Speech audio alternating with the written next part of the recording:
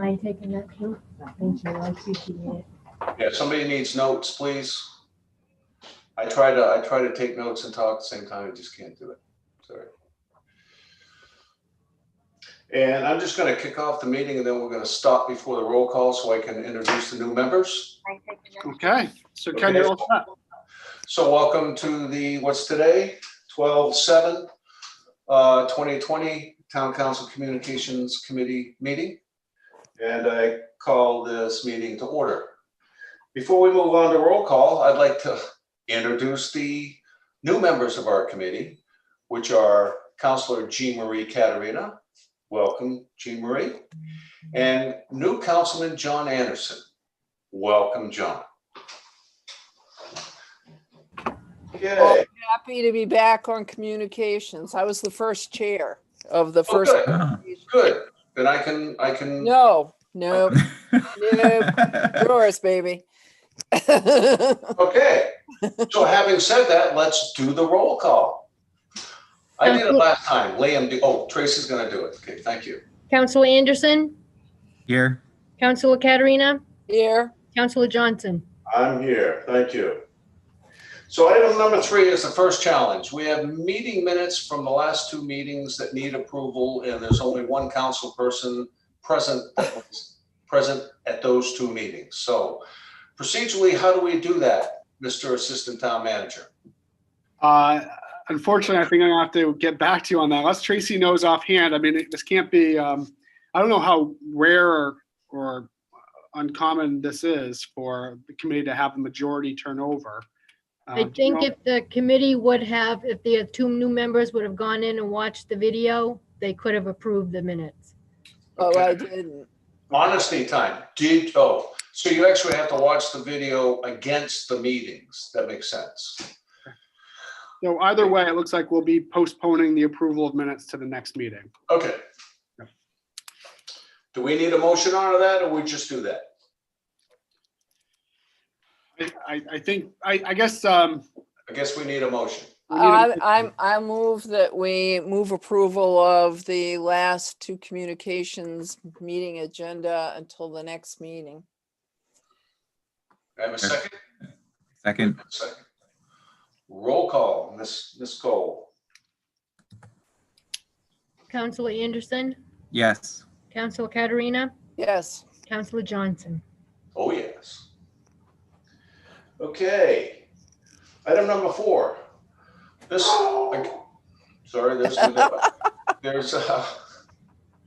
again, at any time, let me preface this. I'm the communication chair only because I yelled the loudest about communication when I ran for office. Yep. So it's kind of like, here it is. And I welcome that. I suffer no delusions that I'm a strong communicator. However, I do have a passion of communicating. So I guess I'll stay chair unless otherwise determined by my council members. So let's go to item number 4, which is some council communication. And also I'm trying to keep this a little short today to intro to you guys. And then I also have a 5:30 hard stop. I have to go to another meeting. But so we have 2, let me give you some background. From a town council perspective, communicating to the public is a little different than what Allison does on the e-newsletter and Twitter and Facebook, okay? It's more council business, even though many times we cross paths and we can join forces and come up with a common message. I think that would work well, probably in some of these committee meetings, the resident committee meetings that are going to start going. I think that may be a great opportunity to start experimenting on how to do this. But in the meantime, just in general, right now we have 2 direct counsel to the residents. Number 1 is the e-newsletter, or the newsletter that comes out on the 1st and 15th of the month, or is it the 15th and the end of the month? Twice a month. There's a section in there called Counselor Corner that is open to any counselor to discuss any topic at any time, okay? You'll hear me mention that in the council meetings, and you'll see my emails trying to solicit some input from other councils. We all know we're very, very busy, and communication is not everybody's strength, forte. It definitely is not. All you have to do is read some of my leader articles, but I own them and I will continue with them. Okay. So, and thank you, John Anderson, for stepping up, brand new into the council, picked up the last Council Corner e-News. I thought it was a great article, John. So thank you very much. And the next one is the Scarborough Leader. I've secured a spot in the Scarborough Leader on the first Friday of the month. I had discussions with the Scarborough Leader editor, and she graciously gave us a spot that we can use forever as long as we follow certain guidelines. It's classified as public service, so it is a non-fee based space. And if you've ever tried to get pricing in the Leader, you know that's actually quite the gift. And I would like to keep that gift. And main reason to do it is just to keep it as a public service. It's not really, again, open to any counselor, any subject. You just kind of be a little bit more aware of maybe the content, the topic, and the way things are stated in the Leader. That's all. Okay. Ken, do you have, or can you get to us the parameters, like the word, Yes. the word limit and whatever? For Yes. that? Liam, can you share your screen just for a second? I had sent this out. You may have reviewed it or may not have understood it when I sent it, but it's real simple. We had Eric Conrad, who was the communication director at Maine Municipal Association, join our group one time. Beforehand, he had done a review of our website and our newsletter and Twitter and Facebook and everything. Came in, he was very impressed. Yep. He thought that we did have all the tools, that we really didn't need more tools. But the art is how to get them all together, to get that common, consistent message. Because like he says, people want to know what they want to know when they want to know it. Yeah. So you can have a hot topic and be talking about it all the time, and some people just aren't interested at that moment, but they will gradually be interested. So that will be the challenge, and really look forward to working with Allison on that, because from what I've seen, she's very good at it. So if you could, is this my screen? Is there top of that screen off? Nope, we're good. So this is the way it just starts. It's Council Corner. Be informed. We can talk about that campaign in a minute. And the Ken, top. Yes, Ken, ma'am. can I ask, I'm used to, in my life, or past life, of working with someone to help with drafting or whatever of these, and that you may get more counselor interest in that. Yes. Is that something, Allison, that you do? Is if that we had a topic that either you could draft and then we add to it, or we could do some basic outlining and. Yeah, I'm happy to take a first draft or review a draft Okay. before it becomes final, any of that. Okay.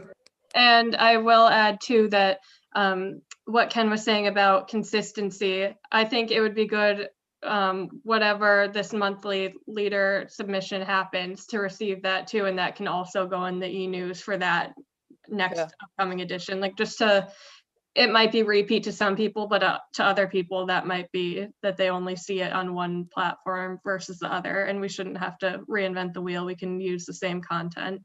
Correct. Good point and good question, Jean Marie, because, right, I think when we first started, meaning the communication committee, we came up with a Be Informed campaign. We also, at that time, keep in mind that we had Larissa, who was great. We miss her dearly, but communication was probably about 25% of her job.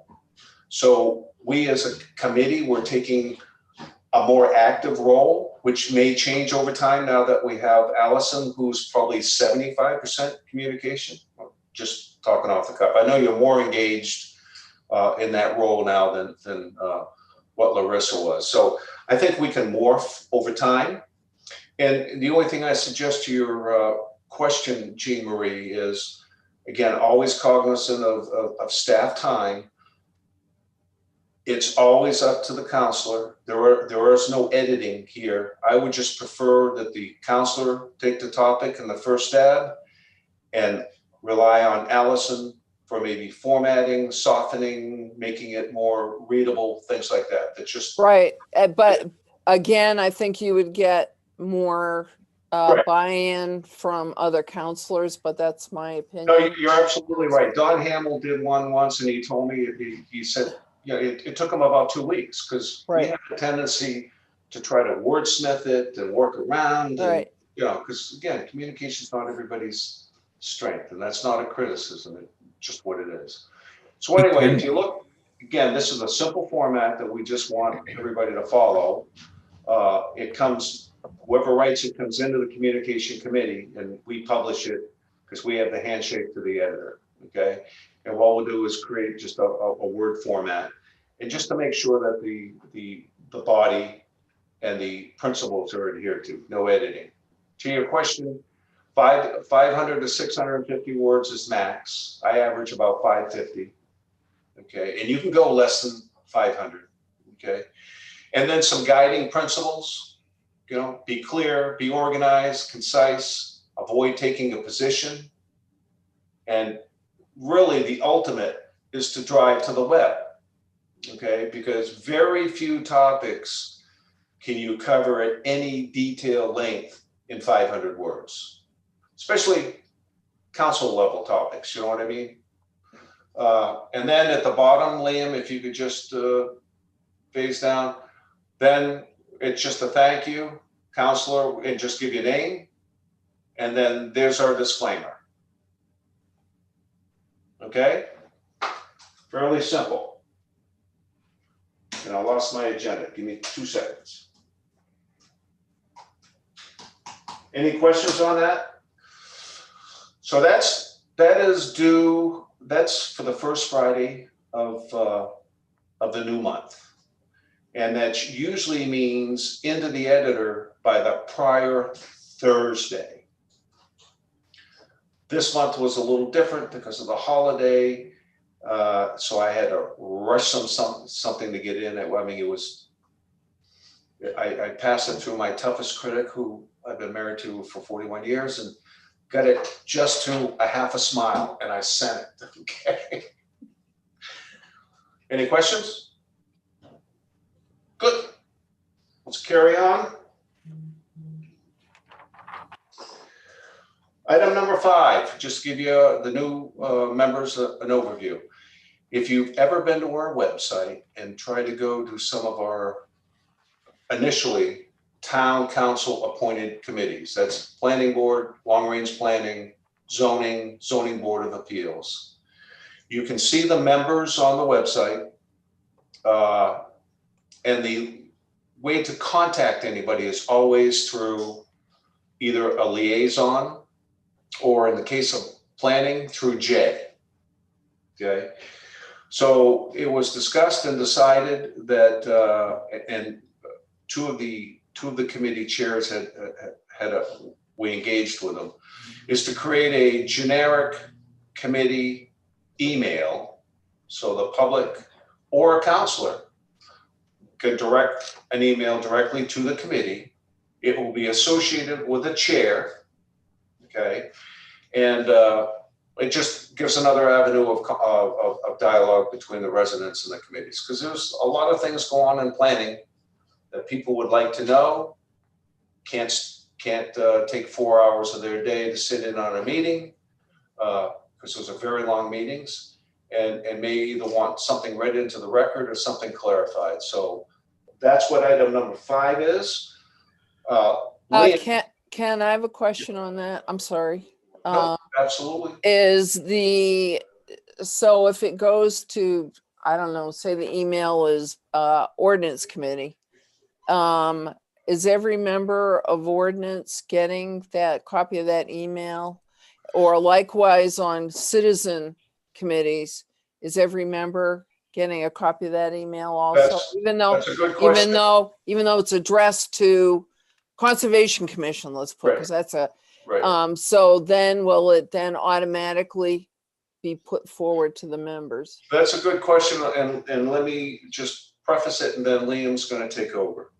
What we did was we decided to go with just the 4 council-appointed committees initially, okay? Because this is new, so that's why it's the 4. Long-range planning, planning board, zoning, zoning board of appeals.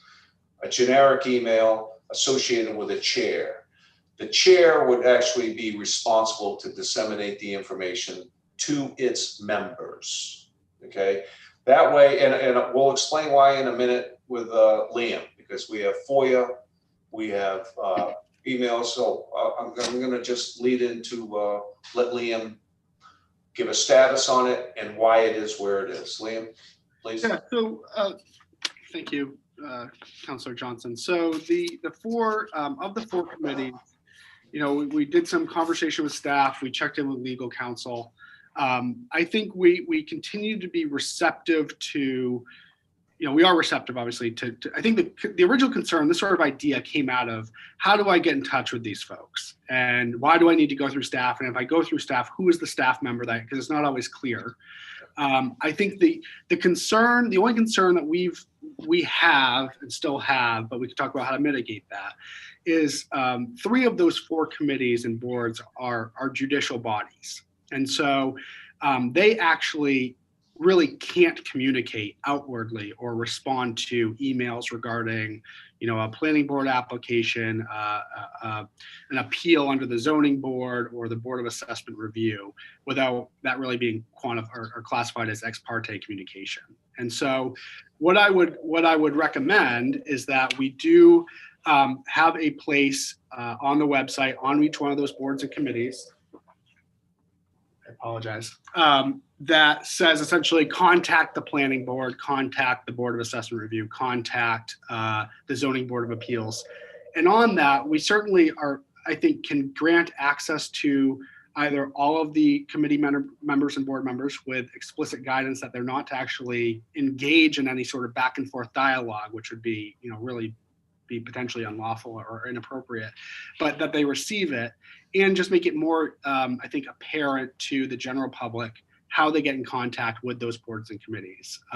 With planning board, with Board of Assessment Review, with Zoning Board of Appeals, all of those communications, inquiries, comments need to be part of the official record.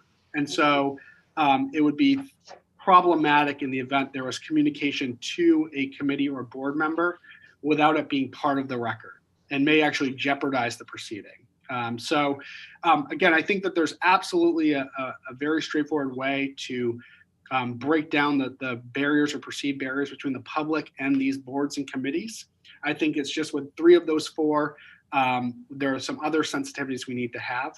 I also, in starting this dialogue with town legal counsel, one of the things that we kind of floated was this idea of getting some additional board and committee training around not only FOIA, proper record keeping. Certainly we can speak to ex parte communications, which extends beyond just digital communications. You know, theoretically, if someone approaches a planning board member in the grocery store and says, hey, I have a question, John, about my application, or I think you need to, you know, really they should be disengaging right away. And so understanding that.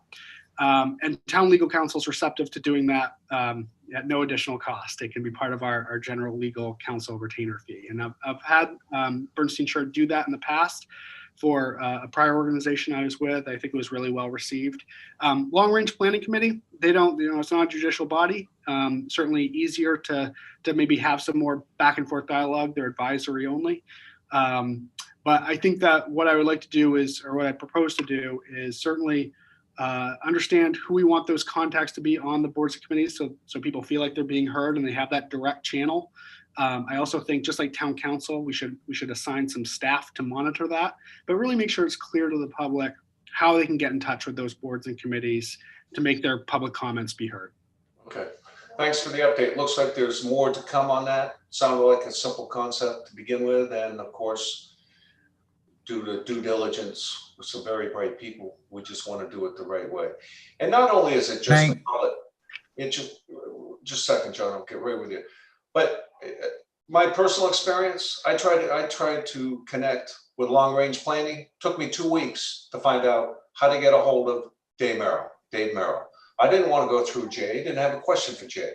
I had a question, and hopefully, even with everything you just stated, that they can directly correspond with a counselor. I'm really hoping that's okay. But more to come. Yes, John? So I'm just trying to wrap my mind around what the problem is we're trying to solve, and if we're just by doing this potentially creating more problems.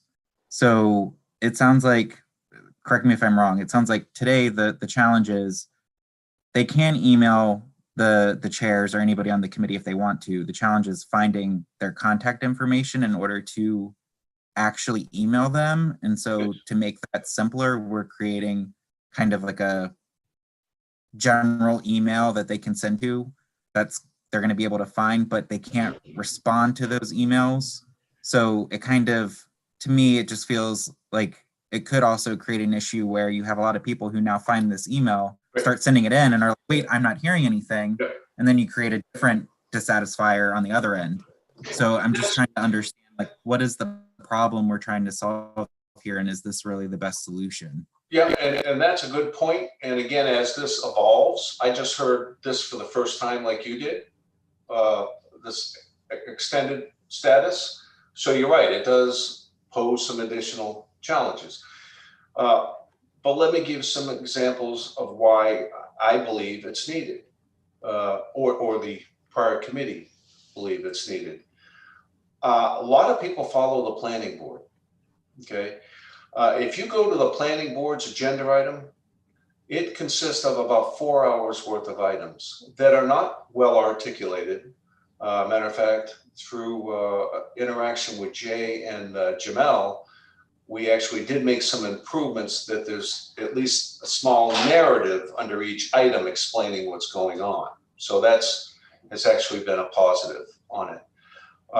But some people might not want to attend the meeting. They might want something read into the public record. They may need something clarified.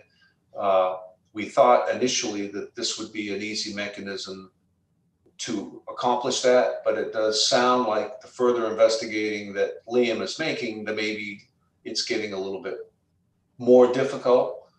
To your question, it may get to the point where we're back to square one. I hope not, but we may. Could you do, rather than having anyone respond, just do an autoresponder to people who are emailing in info? Because then you're not getting involved in ex parte communication. It's just, thank you, this has been received. And then some quick blurb about whatever. Yeah, that's it. Well, Liam? Yeah, can I just weigh in? So just to clarify, Councillor Anderson, right now, none of the board and committee members actually have emails or town emails. They likely communicate, again, not a lot of, outside of receiving packets, not a lot of communication happens electronically, again, for those kind of ex parte reasons. But what I think we're proposing is that, so right now that's not an option we have. They're not checking town email. There's no link on our town page to contact the chair or the planning board, for instance. So part of that's by design. I think, again, the concern I'm hearing is that when you log on, so let's say someone catches wind of something happening in the planning board channels, it's not really clear when you go on the planning board webpage how to communicate with the board, or make sure that your question, your comment is being heard. And so I think that would be probably the quickest and easiest way to get that in there, is that there's a kind of a button that says questions or comments for the planning board, and a sort of a email address to get to that. Now, I think what we're proposing though still is that the chair and or vice chair, along with the staff contacts, perhaps the town council liaison, receives that email the way someone, when they send an email to the town council, everyone kind of on that distribution list receives it. So we can make sure that people kind of have the pulse of what's going on and and it should obviously be read into the record through the official proceeding. But right now, it's just not that apparent. I think that's how I understood the original concern and concept. Is that correct, Councillor Johnson? Yeah, yes. Does that answer you, John? It's a work in progress. Yeah. And again, that's why we decided just to do 4. I mean, if you go out to our committees and boards part on the website, I think there's 39 boards and committees. Mhm. You can't get a hold of anybody. I would just like to say, hey, when's your next meeting? I haven't seen an agenda item in 3 years. I mean, anything, small, anything, but Yeah. we'll work through that. Again, if it But does turns out, go ahead. Sorry, I was just gonna say, does the ex parte issue only apply to the 3 that we're piloting it with because of their scope? But if we were able to do this with other committees, they could have that back and forth dialogue if the committee chose to. Yeah, a non-judicial board, certainly, there can be more free communication or again, more interactive around answering questions or, responding to concerns. It's really those 3 specific judicial bodies that I think it's problematic for a back and forth dialogue. I still think there's value for people to feel like, and again, they do now, but feel like really there's an easy spot for them to get those comments and questions right to the people on the boards and committees. Right. Yeah, because if you've ever been to some of these meetings, I mean, long range planning is 8 o'clock in the morning on Friday, right? And planning board goes to sometimes 10:30, 11 o'clock at night. Matter of fact, my Monday starts at 4 and ends at about 10:30 because I have to sit through it. But there's an awful lot of residents that I think would like to know what's going on and just can't do that or don't want to do that. Anyway, great questions, but it just appears to me more to come on that front, right? Yeah, I think what I'd say, Councillor Johnson, is why don't I work with Brian and Allison, and we work on maybe some draft markups for what that might look like from a interface standpoint on those pages, and then work behind the scenes on the getting access to email with some training. Okay, great. Sounds good. Thank you. Okay, item number 6 is the analytics update. We started asking for the analytics update when we shifted to the new platform or a new website. It also helps us gauge what people are coming in to look at, see if maybe some of our communication is having effect. I mean, if you write 10 articles on the comp plan, you kind of expect to maybe see some hits on the comp plan on our website, because that's the only place you can get it, right? So again, it's a good tool, and I do believe we have Brian Butler here to speak to that. Is that correct? Yep. Yeah. So the last communications meeting, if you remember that one kind of compared the 2, I guess last month compared to the previous year, and that's when we were on the old platform. Right. So tonight it'll just be sort of an overview of the month of November, just to kind of give a brief update of what's been going on the website. And like you said, what are people looking for? Where are they going? That sort of thing. So I do have the latest analytics report here. I can go ahead and share my screen with you. Please do.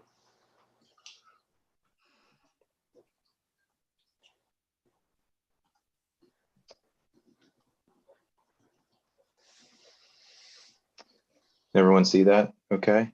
Yes. So just kind of working through the numbers we covered last time. These categories are all the same, and basically just summarizes the number of page views, unique page views, the time that people are spending on the page. Now actually I don't have the analytics from the previous year for the month of November, but just at a quick glance, this is slightly above what it was last year. Definitely in page views, and unique page views was hovering around the same. Our bounce rate for last month was still pretty good. Usually, and this is kind of variable just depending on the type of website. We have a municipal site, and that's going to be different than what we'd see on an e-commerce site. But anywhere between like 40 and 60 is generally pretty good. So we're right in the middle, 50%, and that's an average of all pages. So when you look at individual pages. Brian, sorry, can you explain what bounce rate is?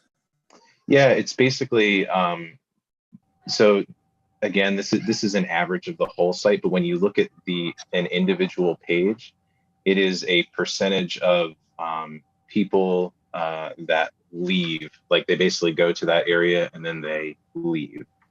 So an average of all pages is about 50%. And for us, it's pretty good because the idea is that people are going to the website with a certain goal. They're finding what they need, and then they're leaving. Okay. So, and Versus looking, like an e-commerce, you said? Do you know? Right. Sorry, Go just ahead. to say, do you know if they're coming in through the website to get to what they're looking for, or like going directly to the website, or are they going through Google and then finding what they need there and then coming to the site? right. So that information I don't have on this infographic, but I can look at that. And that's, if you want, that's something that I could provide in the future. But yeah, definitely. So there'll be a variety of things, and usually it's Google. You can break it down even like what search engine they're using, or if a lot of people have the page bookmarked, or even when you look at individual pages, especially some of the ones that are most popular within our website, you can see that people probably have those pages bookmarked because you can see that they're not coming in from the home page. They're basically going in directly at like the planning board page or something like that. Yeah.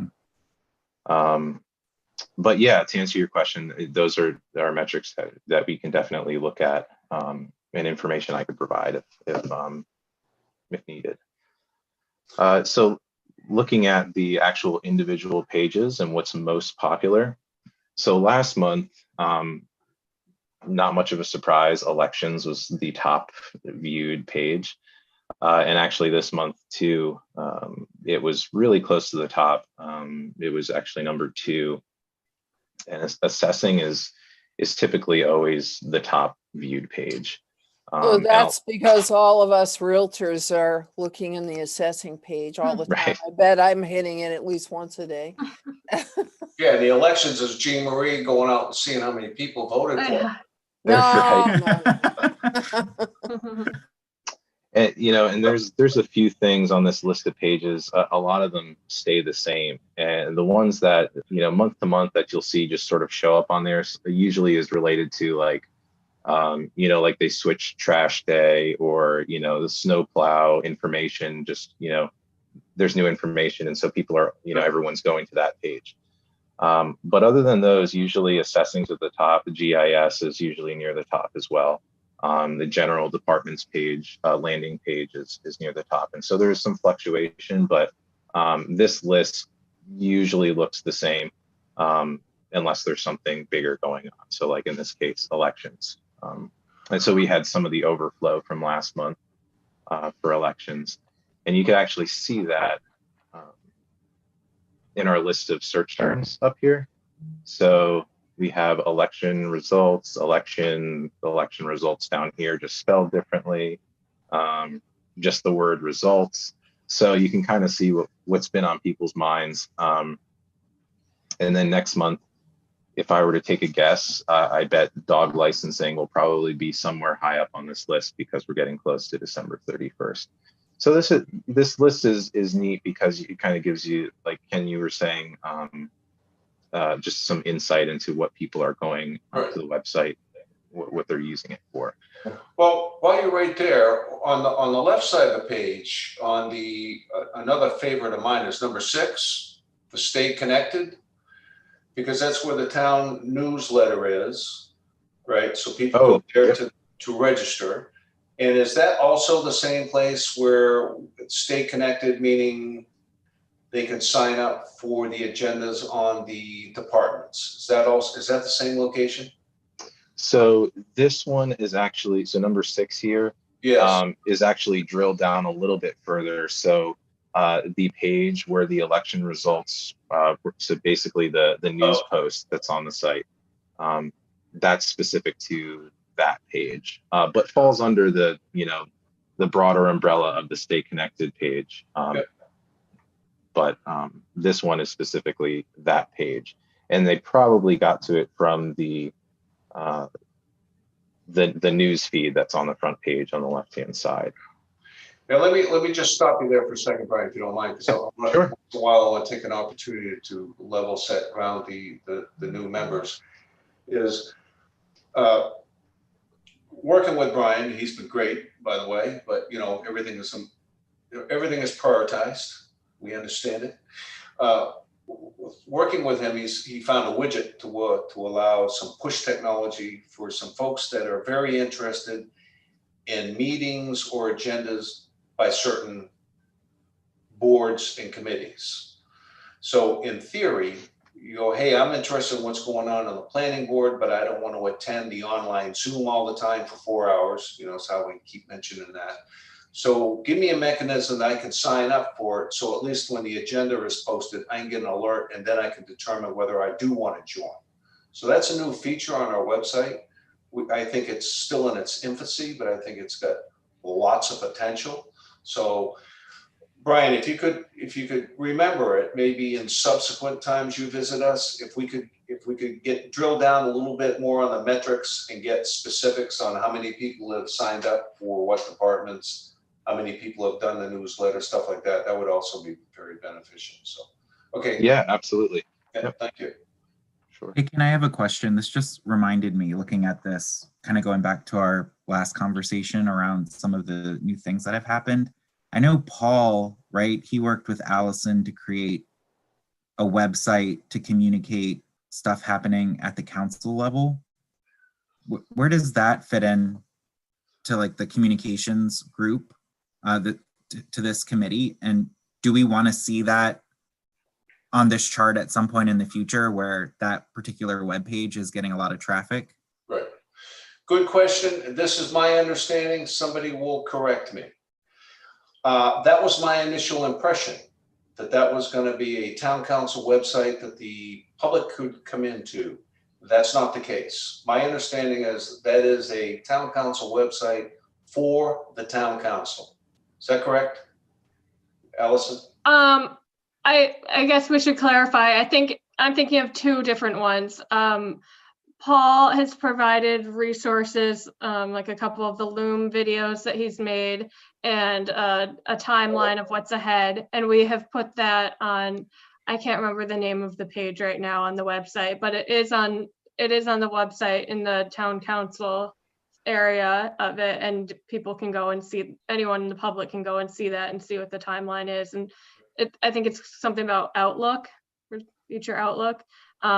Separate from that, Brian did draft up an internal intranet for town council use that could potentially be used in the future, where you would just be able to log in using your town council information. And it's just a platform to see all of the resources internally, not for the public to see. Okay. But that hasn't been moved forward beyond the draft. So there is two there. And I think, John, you might have been referring to the first piece that Allison just mentioned, right? Mm-hmm. So that is live on the website. It hasn't been something that's actively pushed out yet.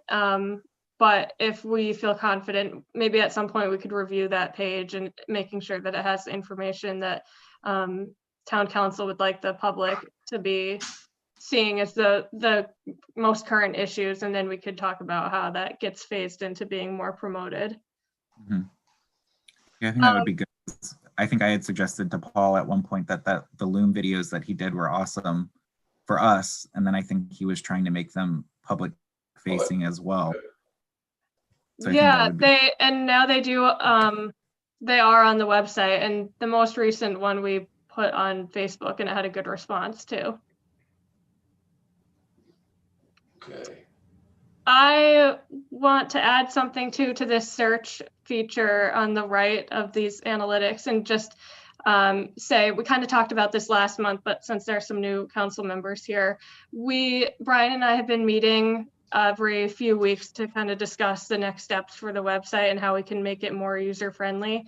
And one of the places we're going is to these search terms and seeing what people are looking for the most. And are they searching for it because it's hard to find elsewhere, and so they've had to resort to the search bar, or are they searching it because these are the most popular things to be looking for at that time?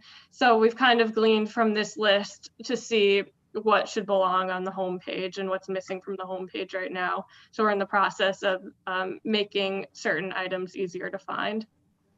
Right. Thank you. And just want to follow up on the search items too. Just an observation. I know Brian's been made aware of it, but again, for the new members, we did move, from the old website to the new, and there's some pluses, like anything. Once you migrate to a new package, there's pluses and minuses with everything. One of the minuses, unfortunately, with the new thing is the search capability. And because we as counselors use the website a lot. I don't know about you guys, but I use it a lot because that's where all the history to everything is, if you can find it. And so right now we're struggling with finding things because I think a difference in the way Google indexed or does their indexing on documents, because there were documents, oh my God. There were documents that I could find at one time I can't find anymore. So I brought that to the attention of the town manager and suggesting that should definitely be a priority with our IT department, even if we got to pull in temporary people to help index these documents. When you try to look up things on the iPhone, like I've just pulled it up just to see, I mean, there's a bunch of blanks. It doesn't come across on iPhone well at all, the website, just so you'll know. Okay. And Brian is always, and I do it through Liam, they're always anxious to get some I call them observations. I'll say, this is what I observed today, and I send it to Liam. So Liam can then, distribute it to, and help them prioritize their ticket process to make fixes. Because, again, it's new software. It takes a while to get all the bugs out, but we're getting there. Anything else on here, Brian, you want to show us? Really, that was the bulk of it. The most interesting parts, I think, are the the pages that are most popular, and then these search terms. The little bit at the bottom just sort of summarizes what operating system people are using, the length of time people are staying on the page, and then the devices and browsers. And so that's usually, it's evolved like over the years from just looking at past analytics, but generally is pretty much the same. So. And you can see we get some good mobile traffic there, right? That's probably 30% of mobile traffic. Am I reading that? Yep. Yeah, but I mean, I'll tell you that when I'm looking again, and it could be operator error because I've been well known for that. But since we went over to the Google for the web page, it is hard to bring it up on the iPhone. And I've heard other people say that too, that it doesn't show up. And I don't know if it's, and I forget what I did so that I could look at it better. I can't remember. Maybe I went to Chrome or something on the iPhone, but I mean, it shouldn't be that hard to pull it up on the iPhone and get what you want like right away. So just so you'll know. We have noticed that it can be tough to navigate, especially certain pages that have a lot of information, and there'll be like a scroll within a scroll and you have to touch it just right. So I know that's something that when Brian's editing pages, just like seeing before being published, seeing how it looks on both. And especially as we look at this device type and mobile starts going up, it'll be more and more important to make sure that it is a mobile friendly site, because that's not going away anytime soon. Yeah, and that sort of feedback is always welcome, because if there is some kind of issue with user experience, we're always looking to improve that. And there's a number of tools that I can use on my side and do, as we create different aspects of the website, but that helps simulate different browsers and devices to make sure that there's uniformity across all devices and things that people are using. So but yeah, if there is like you had just mentioned, something that's feedback that we're always looking to hear. Okay, good. Yeah, it's interesting how different platforms present the data. I actually, John, if you remember, I sent you a text message. I said, I don't see your e-news. Yeah. And I immediately got a hold of Allison. Allison said, well, yeah, it turned out I was on the Chromebook. Oh, So yeah. the Chromebook must render the results differently, because I walked in to where I am now on my home computer and there it was fine. So it's, it's interesting. That is Yeah. interesting. You did make me sweat with that one. I said, John said he was gonna do it. And I said I did. Yes.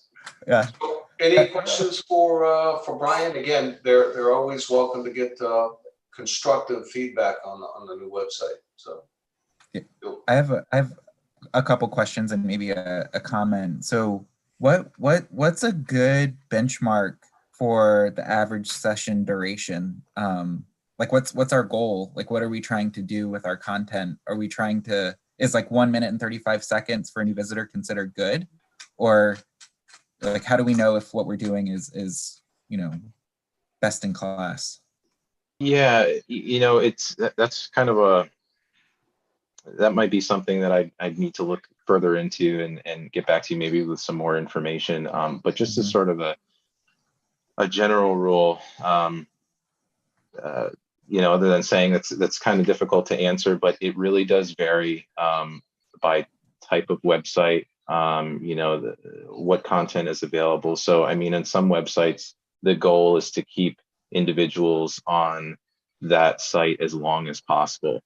So, you employ different mechanisms to drive them from one area to another area. And usually that has to do with if it's a blog or an e-commerce site, you want them to pick up as much as you can along the way, while they're on your site. And I feel like for the municipal site, it's sort of a balance between the two. We want to keep people informed and let them know what's going on, but also make the information as readily available and accessible as possible.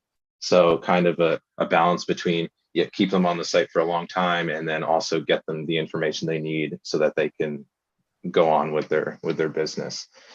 So as far as specific numbers, I'm not sure that there's a great answer for that, but I can see maybe there's some information that I can gather as far as what's average for other municipal sites, and then sort of compare it against ours.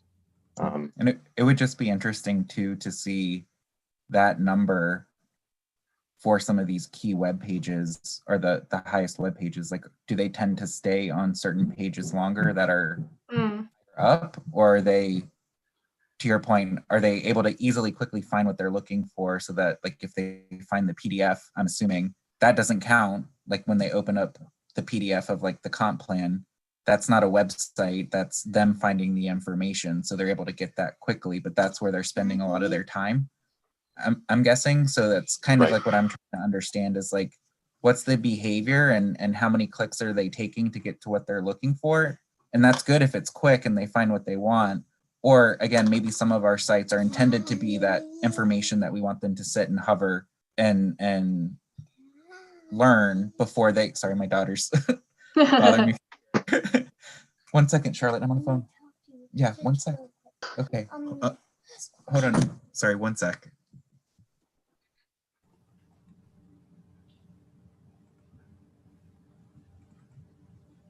This is like that Geico ad. yeah. Can you hear me? What? Who are those kids? Yeah, I know. I just tell her, go do what you want, go do what you got to do. Ask your mom. Yeah. Sorry, like, yeah, I was just saying, just kind of, digging in a little bit deeper to know, again, like, especially if there's like some best practices across the pages that we could glean from that might help some of the other pages as well. Like, is there any way we can kind of take some of these data points, put them together and identify some cool trends? That's a good point. My interpretation of that is that based on the top pages visited, a lot of those seem to be ones where people are just looking for the information they need and then they're leaving the site. And that's probably what's pulling the average down. I would like to see for certain pages, like the one with the comp plan information or vacancies on boards and committees. We just promoted those two things in the last e-news.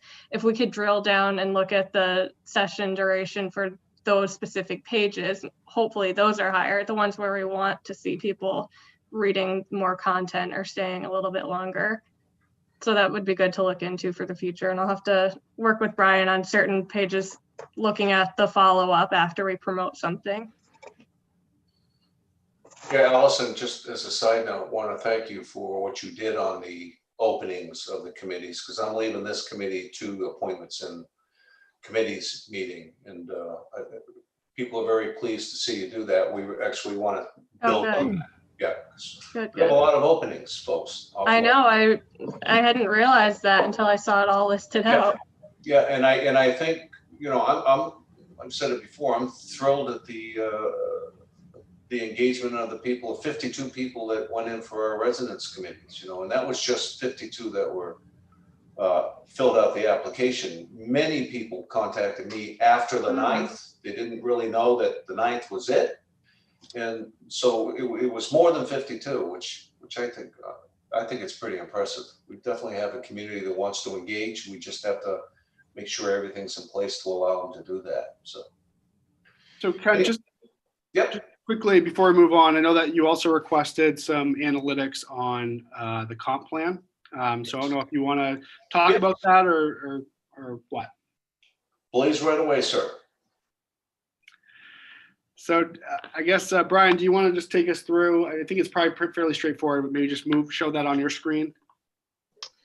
Oh, yeah, if you. Actually, I can share it. I think I can do that. Okay. 1 second. Bear with me. And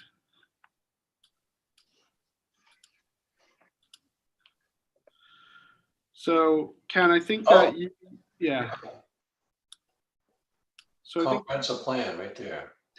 yeah, so I think that we've done a fair amount of promotion. Obviously, there's been quite a lot of discussion at the council level, but you did request kind of what the activity looked like on the webpage.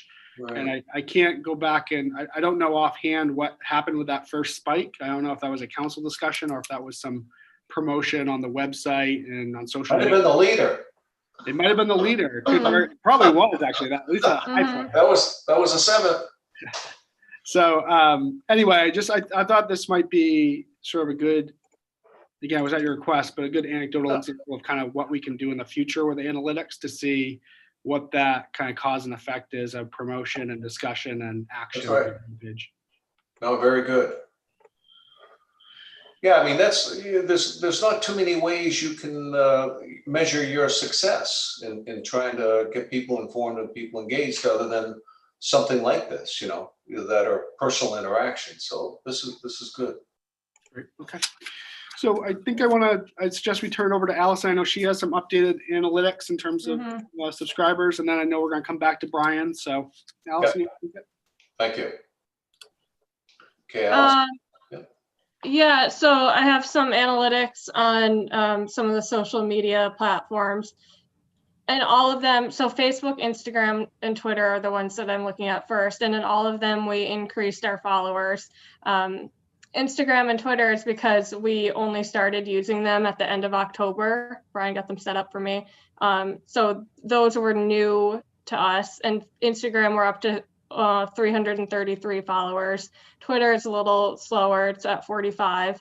And Facebook continues to increase. We're up about 100 from October on number of likes, but it's good to see that in all of those areas, they've increased, and we're going to try to maintain that increase. But my standout from that was that Instagram had the fastest rate of growth. And so for me, as a goal coming up, I want to continue to amplify that trajectory and just continue to promote on there, because it looks like that's where people are following along, and there's more opportunity to use it in creative ways. For Constant Contact, that's the platform that we use for the e-newsletter. We've seen an increase in followers there too. On October 5th, it was at 1,860, and now we're at 1,952. So about 100 increase. And my goal for that is to continue to, I've noticed that there's an uptick every time I post about it. So if I'm posting on Facebook or just reminders, putting it on the homepage, but the more that I remind people, there's always a little bit of an uptick. Yep. So we'll continue that. And then the last one is MailerLite, which is what Councilor Johnson was talking about before as the push notification new feature that we're offering. If anyone's interested in signing up and receiving a notification that agenda and meeting minutes have been posted. Brian worked with some of the key staff members that are going to be pushing out those notifications. It's a kind of a manual two-step process. And that happened around Thanksgiving timeframe. And so I think we're at a place now where it's ready to be used and rolled out. And so I'm kind of considering it a two-phase approach of how I want to do this. So first I want to, now that it's underway, I want to start promoting it and saying, did you know we have this feature, and drive people to that page on the website so they can sign up. But then going into the new year, I want to talk more about the kind of Be Informed campaign that had been an ongoing discussion, and just how that can fit within a bigger discussion about how ways that people can be connected, Right. so that it doesn't seem just like a one-off, did you know type thing, but more all-encompassing. Right. But right now we're at 61 subscribers for MailerLite in various lists. That's good. And that's without any promotion. That's just having it on the website. So there's more work to be done with that one.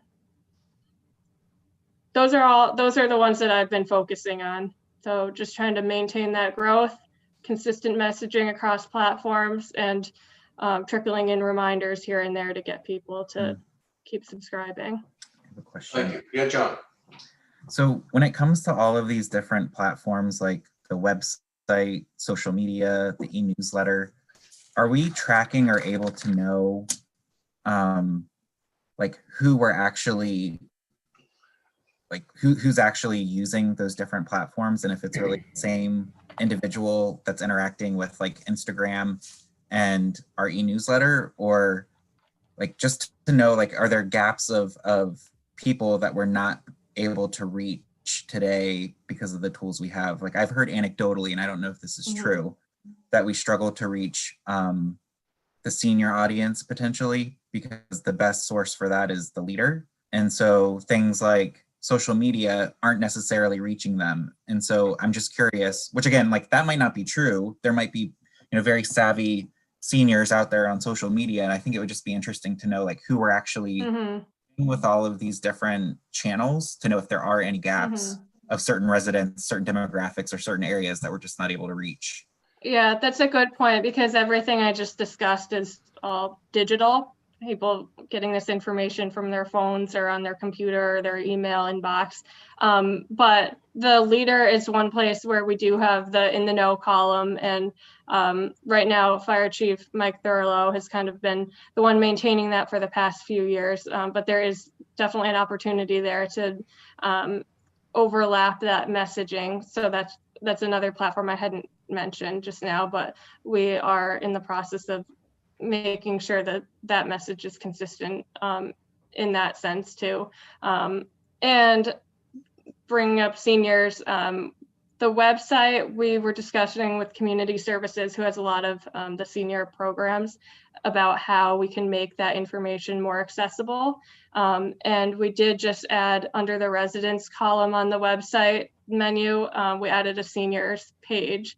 And so one upcoming goal is to try to build out that page a bit more and make all that information accessible to them, so it's less having to search around the website and navigate for it. But right there, it is still digital, but it's at least a place where they can go if they're looking for that information.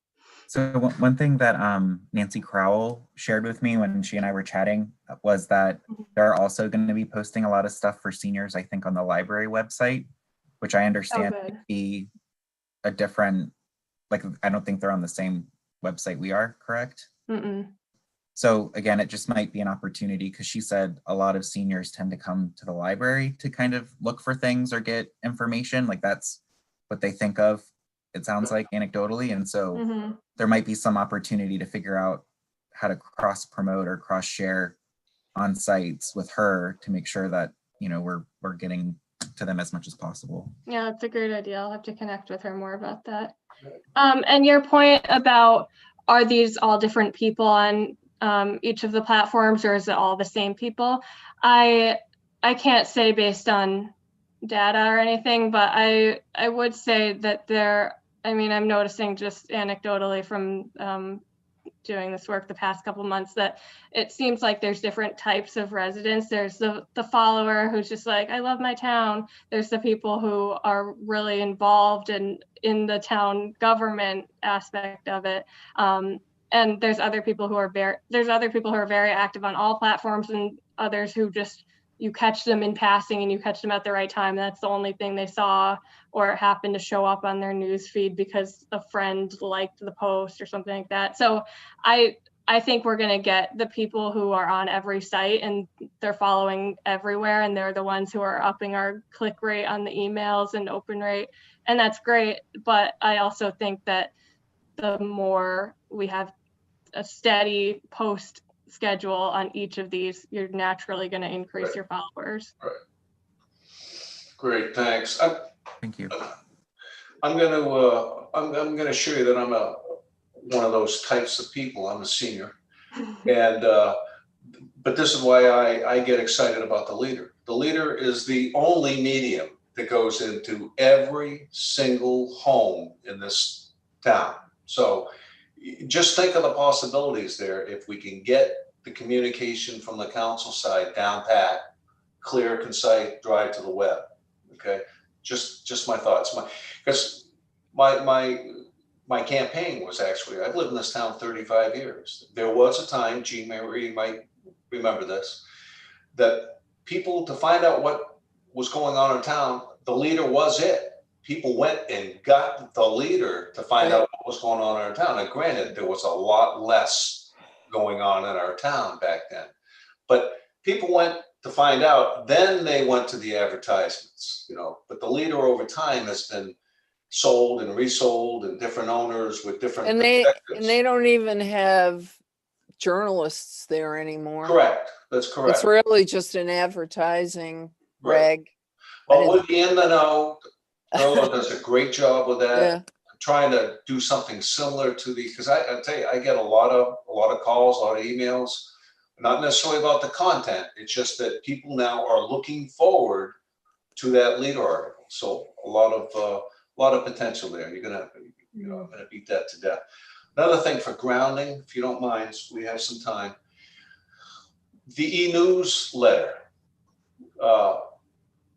The communication committee was charged by the town council. Don't we have a workshop on a Saturday to set goals? I think we do soon, right? It's well, it was scheduled originally for January 9th, and Jean Marie can't be there on the 9th potentially, so I don't know what they're doing. Okay, so that might get moved. The 9th or the 6th of January, yeah. So part of that discussion last year was the communication committee committed to doubling the subscription to the e-news. Now, we failed miserably for a variety of reasons, but I think we'll get there. I don't know if we can be as aggressive next year or whatnot. We can discuss it with Allison. But just food for thought, again, just the way I think. To engage the people, to get push technology, to get that e-newsletter pushed to 50% of the town would be a huge success. The next topic coming up is on survey.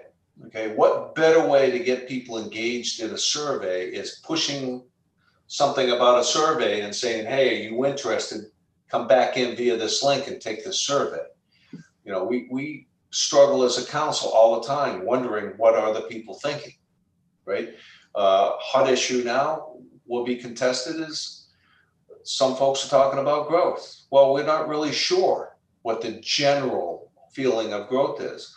We could know real quickly if we had some type of survey tool that we could use at our disposal at our time, using the e-newsletter to pull in those participants. The only problem with those surveys is they're not scientific, and it's like anything with people in town. I think if you want to get people really involved and you do something really crazy, stupid, and they all raise hell, and that's where you get them all out there. But other than that, I think the town of Scarborough, because I'm the main municipal representative, for us, we have a really good reputation among other towns for communicating and having a good website and actually doing more than most do. So, I don't want people to be discouraged if, oh, we only have 1,600 people getting the email newsletter. Well, that's probably 1,600 more than they get in Portland. Oh, correct. No, Or, it's a good number. It's a good number. Right. That's for Right. sure. And people just don't get involved with town government until it hits them between the eye. Right. Unless it affects them. They just, okay, I don't need to get involved. That's why I elected you, Yeah. And that's, when Eric Conrad came and visited us, he imparted some good thoughts to us. He mentioned survey, nothing elaborate, nothing like a community center survey.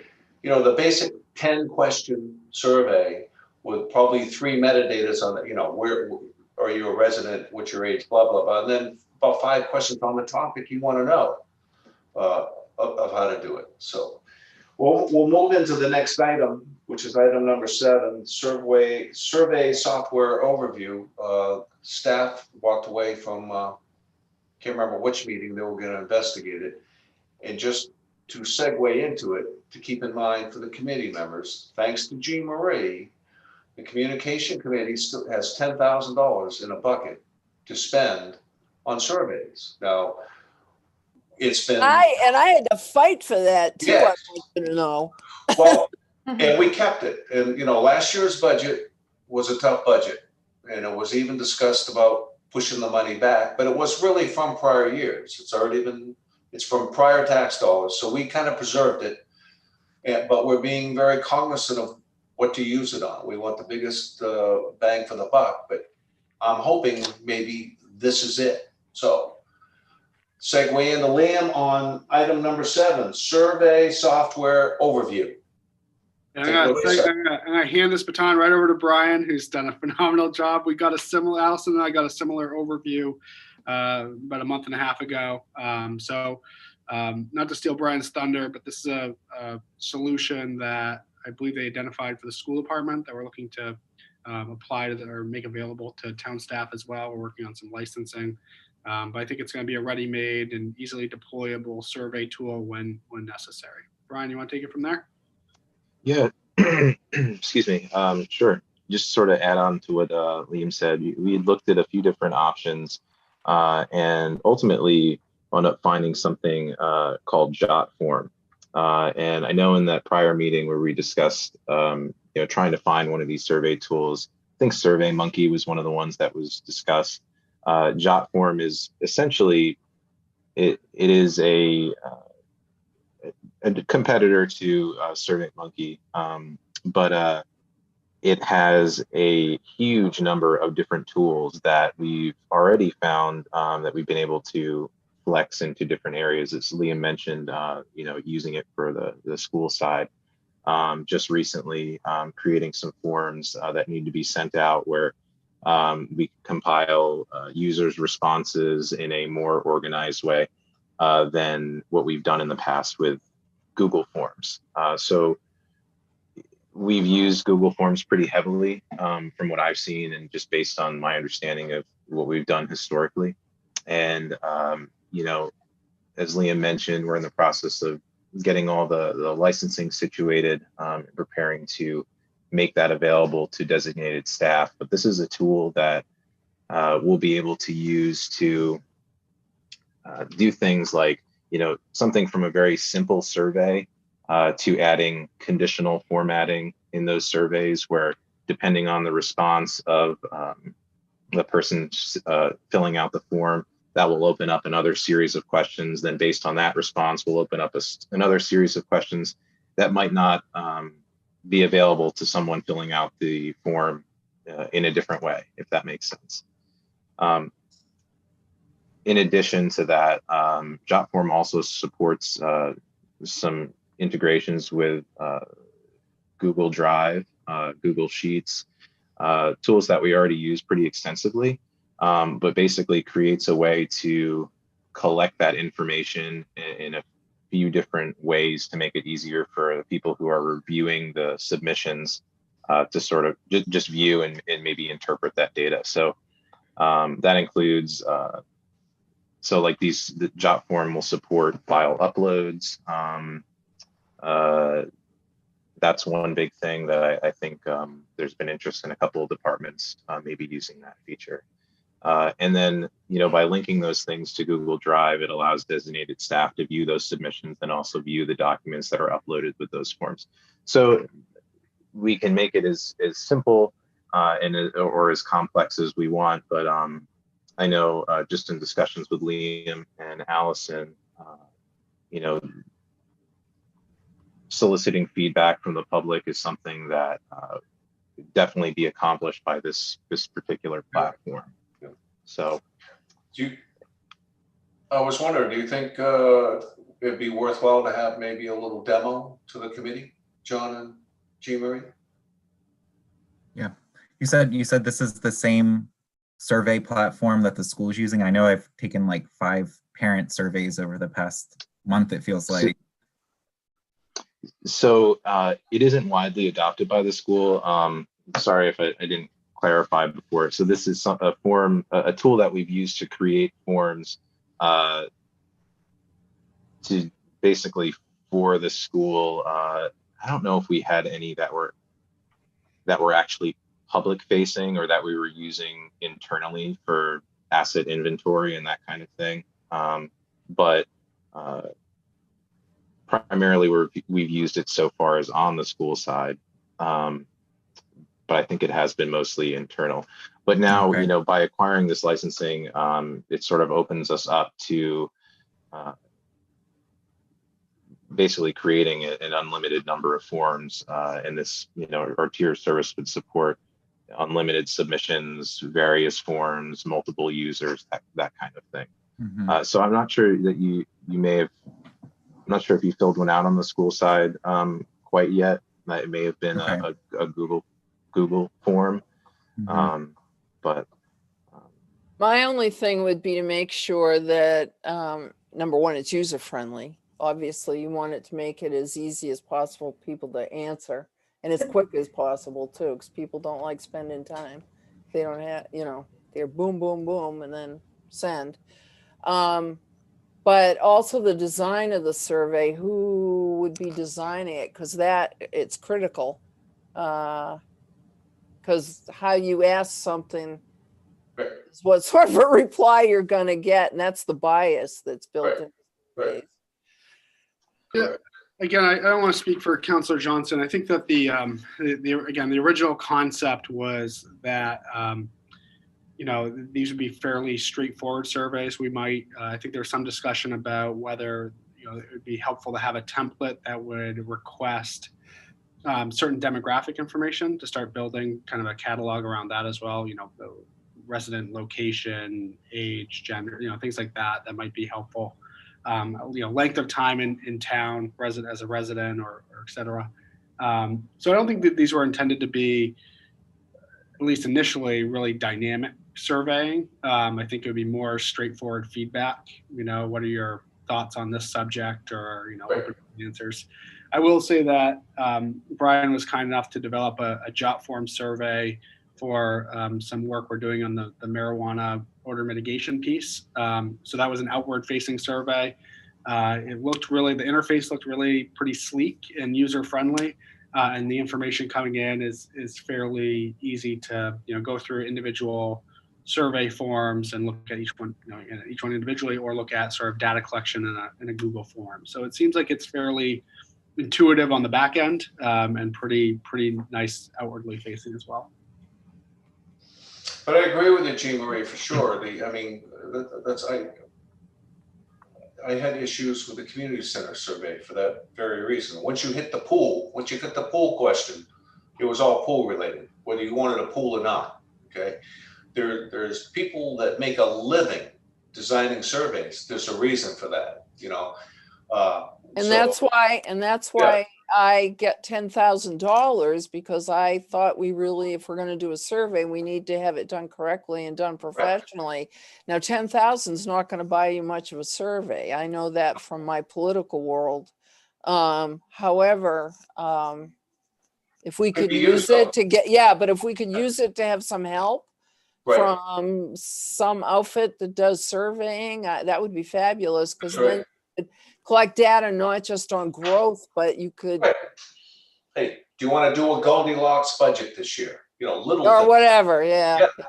Yeah, I know. I think like what Brian said, it sounds to me like the survey software is already accounted for. Okay, they're looking at licensing and whatnot. So we still have a pool of money to do something. But just wanted to say that I definitely agree with you. The way the survey is structured is the most critical. So anyway, any questions? Okay, so I lost my agenda again. Hold on.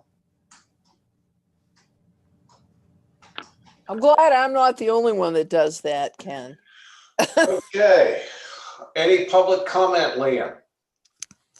We have no one in the audience. I guess I just want to briefly say that Allison and Brian have been phenomenal as they work Yeah. through all the requests. And I know Brian's been here for a little bit longer, but he's been just exceptionally responsive to all of our requests. And Allison's just it's been nice to have someone who really has that focus of social media and communications. It's Oh, been yeah. a big change. Amen. Yes, Yeah. thank you. Ditto that.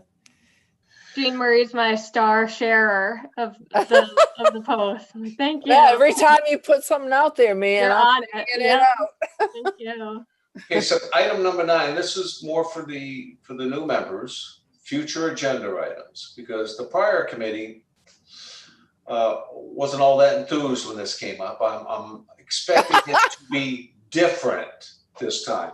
And just food for thought, I think John's even mentioned this. We know what's on the horizon, right? I think this committee is going to be charged with communicating in whatever form that we can discuss on the resident committees, right? Both the charter and the downtown, Oh, right, and something to do with the comp plan, which I think right. might fall out of that workshop. I'm not sure, but we definitely have some charges coming from the council. So maybe those should be items of discussion, because we're going to meet, the next time we meet, we'll have come out of a council meeting, hopefully, and have gotten that charge. Do you know the timing on that, John, at all? Have you heard? Oh, you the, I mean, I think at the workshop, it'll likely come up on Thursday. That's for the comp plan, right? Yeah, for Okay. the complaint. oh, that one, yeah. Okay. And Because charter in downtown, we're trying to get a meeting scheduled, at least on charter, because I'm one of the liaisons for Yeah. that. The week after next, or I forget, I'd have to look at my phone's not right here. But that needs to get going before you can, right, true. so. But we can discuss it, come up with Yeah. methods, formatting or whatever. Yeah. However, because I do recall John Clucci and Paul at that time, I think trying to communicate out on the community center committee. Okay, but it was, I don't think there was a pattern to it. There was good communication when it went out. I just don't think there was a pattern to it. And that's what I thought we could discuss, of course, after these committees start, but when and the how and the what, on at least those three items. Mhm. And then just as a takeaway, please give us some thought on, what items would you like to have a discussion, and hopefully an action plan out of it, because we can talk all day long about a lot of things, but I like to see, especially like out of workshops, I like to see action plans, what's expected Mhm. out of it. So please give it some thought, John. So can I ask a question, being the the returning newbie to this committee? What is going to be the mission of this committee now that we have hired someone who's exceptionally capable, i.e. Allison? And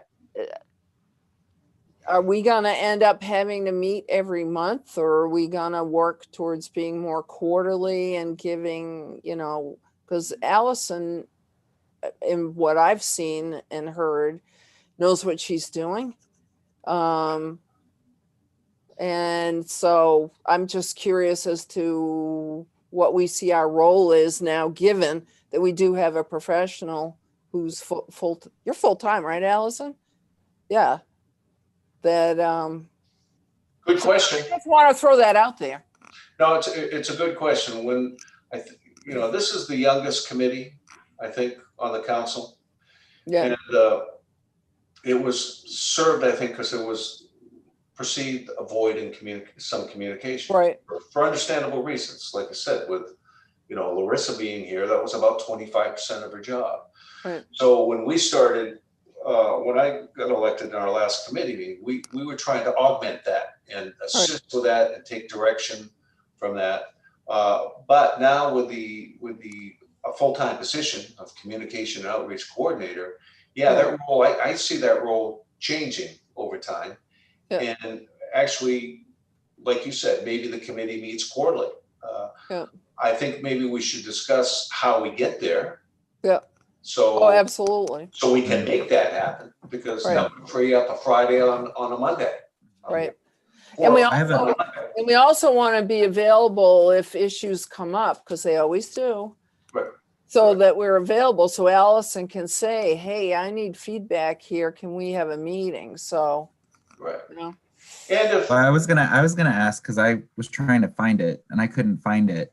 Do we have like a specific charge document for the committee and what yeah, open somewhere. responsibility is? yes, we do. I Yeah, was gonna send that to you. I can send yeah. it. If you don't mind sending that, because I feel like we should look at that, ground ourselves in it, and see if we need to make any changes to it now that Allison is on board.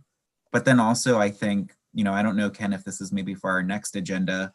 I know at least in the finance committee, we are doing a little bit around goal setting for next year for the Yes. finance committee. I don't know if it would be good for us to kind of think a little bit about goals, because I think that's going to answer, Jean Marie, your question of, Yes, do we Right. meet quarterly, or is monthly still right once we align on right. what those goals are and what we're So trying that's to an agenda item, okay? Let's put Yeah. that as an agenda Yeah. item for next meeting. Right. Goals for the year, okay? And the 3 items that we know we're gonna be charged with communicating on. Yep.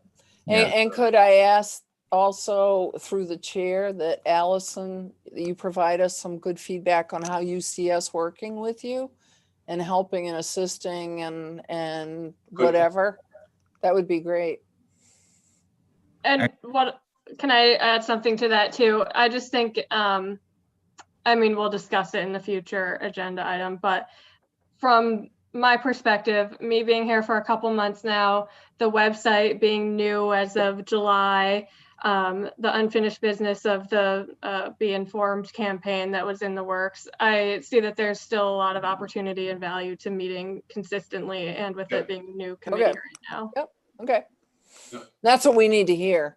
And Yeah. so your thoughts, if you could Mhm. just Yeah, jot them down and bring them to the next meeting would be great. She's Yeah. not. And just from the community engagement component Right. of my job title, I think this is a really great connection for me with town council to Yeah. keep that messaging in there. Okay. That's a good point. And, again, keep in mind, before COVID hit, or came onto our doorstep, the committee was discussing the community engagement. We had one on WEX, which we thought was pretty successful. And determined definitely when there's a specific subject, the engagement is typically attended more robustly. And so the plan was to have many more of those in the library, the town hall and everything, and then, Right. the derail. So there is work to do. I think the long run, the end game is maybe by the end of the year or something to come up with, maybe the committee meets on a quarterly basis, and all we do is definitely support staff, especially if they maybe something in the budget they need some advocates for. We could probably gladly do that, and come up with a series of articles, both the leader and the Right. e-news, because it would be great to have an inventory of articles Oh, that's true. instead too. of putting pressure on people every 14 days or every 10 Mhm. days or something like that. So that sounds good. Yes, John. Yeah, I just have one other agenda item that I sent you, Ken, that, again, we can talk about it more next time. But I thought it was an interesting conversation at the Rec Advisory Board meeting we had. Todd spent a lot of time talking about how his staff has just kind of done all kinds of different things than what they would have traditionally done or what they're trained to do because of COVID and because of the tight resources.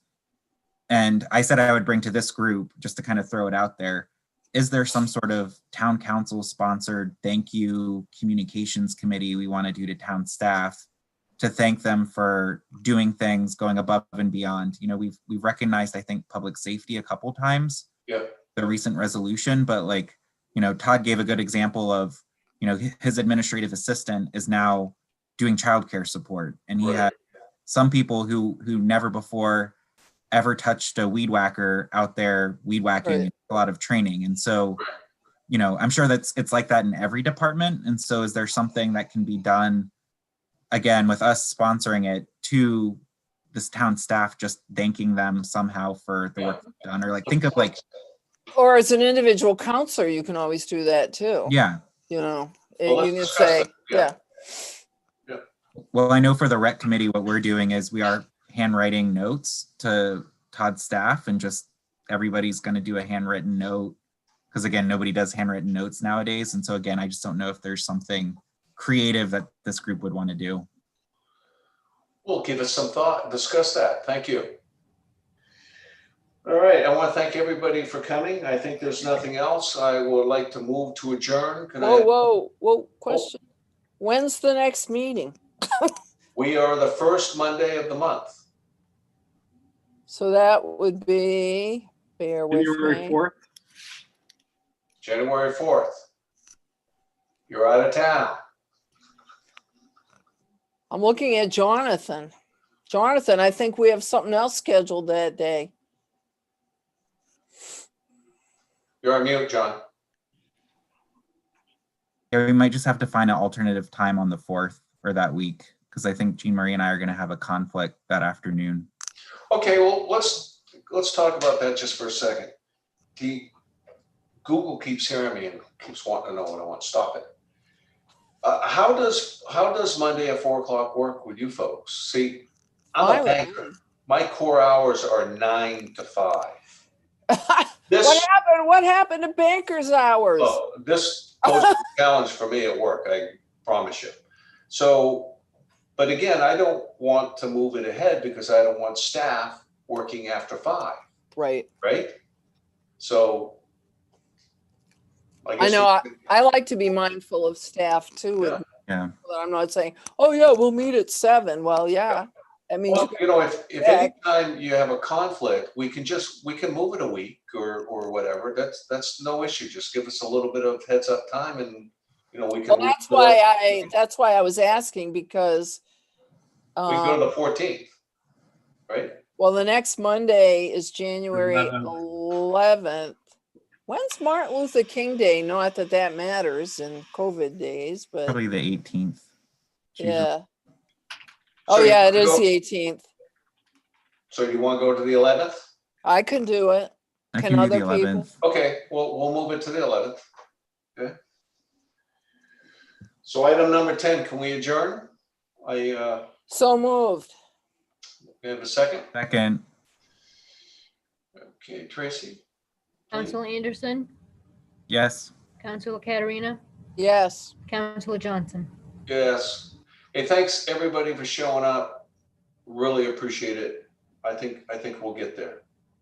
Thank you. Thanks, Ken. Bye. Yeah. Thank Good night. you.